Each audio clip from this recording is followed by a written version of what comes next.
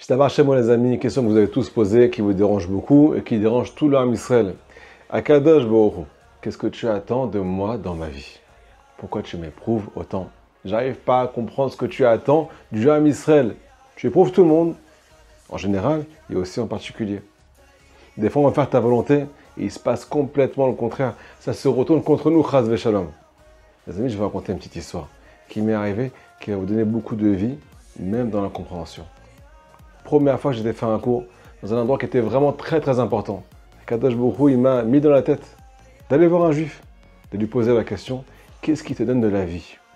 Qu'est-ce qui t'aide à sourire tout le temps et à vivre le mieux possible dans ta vie? Avec quelle phrase tu fais ta journée? Qu'est-ce qui te fait avancer? Il m'a répondu une phrase que Rabbi Nachman dit. Et les amis me trottent encore dans la tête cette phrase. J'ai compris que je ne pourrais jamais rien comprendre. Donc, je ne me prends plus la tête.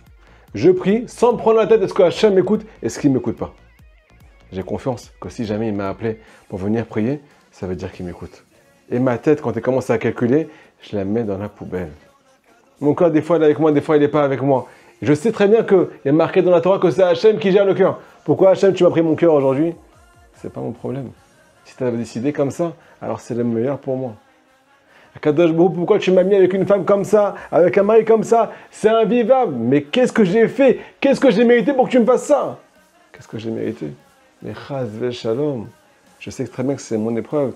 Et si je la prends avec amour, elle va s'annuler automatiquement. Je raconte une histoire, les amis. Un couple qui était complètement dépressif. Mais quand je dis dépressif, c'était la catastrophe.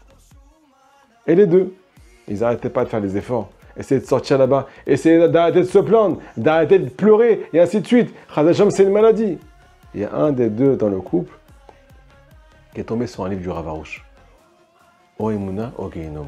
Ou bien la Emouna, la foi en Kadosh Baruch Hu. Je lâche tout à balai pour me prendre en main, pour te prendre dans les bras, papa. Ou bien c'est le Geinom dans la vie, ou bien c'est un véritable enfer. C'était le mari qui a découvert ça. Le mari a commencé à guérir. Il est sorti de la dépression. La femme qui n'a pas vu ça, elle est dans la dépression, chas v'shalom. Pourquoi? Parce que le fait de poser beaucoup de questions, ça alourdit beaucoup le cœur, les amis. Vous n'avez pas idée combien Kadosh Baruch Hu, il n'aime pas qu'on lui pose des questions sur lui-même. Pourquoi tu fais ça, papa? Parce que c'est très bien que ça va nous éloigner de lui le plus possible. Est-ce que vous savez que Rabbi Nachman était un tzaddik qui était vraiment très spécial? Il avait un comportement qui était un petit peu choquant parfois. Il arrivait juste avant un cours et il disait à tous ses élèves, juste avant le cours, je vous jure que j'ai oublié toute la Torah. Je vous jure que je ne connais plus rien, je ne me rappelle plus de rien. Qu'est-ce qui se passait quelques minutes après? Il commençait à faire un Dvar Torah qui va réparer tous les mondes supérieurs, qui va réparer toutes les âmes du âme Israël. Ces enseignements de la bataille, ils sont dans l'Ikouté Moran, ils sont marqués dans l'Ikouté Moran. Qu'est-ce que ça veut dire, les amis? Celui qui met toute sa sagesse de côté, comme Rabbi Nachman faisait. Celui qui fait de la place dans son cœur, qui enlève toute sa compréhension, qui est parfois une vraie sagesse de la Torah, eh bien, il fait de la place dans son cœur. Et quand il y a de la place dans son cœur, il y a de la vie dans son cœur. Il fait de la place dans sa tête automatiquement et il peut commencer à penser à des nouvelles choses, à faire des nouveaux projets, ou bien commencer à faire ses projets. Des fois, qu'est-ce qui te bloque dans ta vie? C'est le fait que tu ne sais pas si ça va marcher ou pas marcher. Tu ne sais pas si Hachem est avec toi, il n'est pas avec toi. Est-ce qu'il est en colère, est-ce qu'il n'est pas en colère? Mais ce n'est pas ton problème.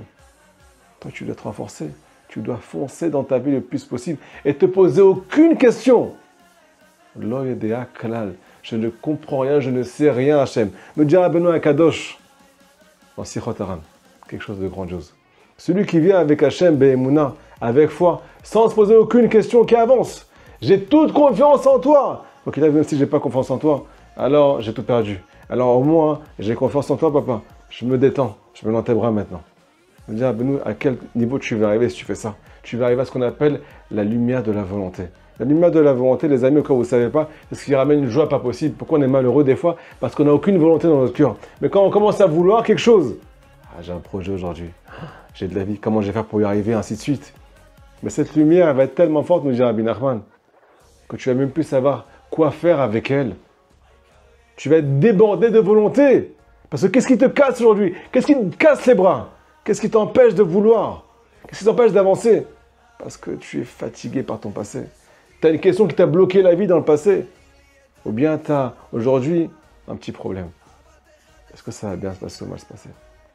tous ces triturages de tête à bataille, elles empêchent d'avoir de la vie. Imagine-toi maintenant qu'on dit que celui qui fait teshuva, par amour, toutes ces fautes qu'il a faites toute sa vie, se transforment en mitzvot. À tel point, nous dit Rabbi Ovadia Yosef que son mérite nous protège. Zatzal, dans Chazon Ovadia. C'est ce qui est marqué dans la Gemara.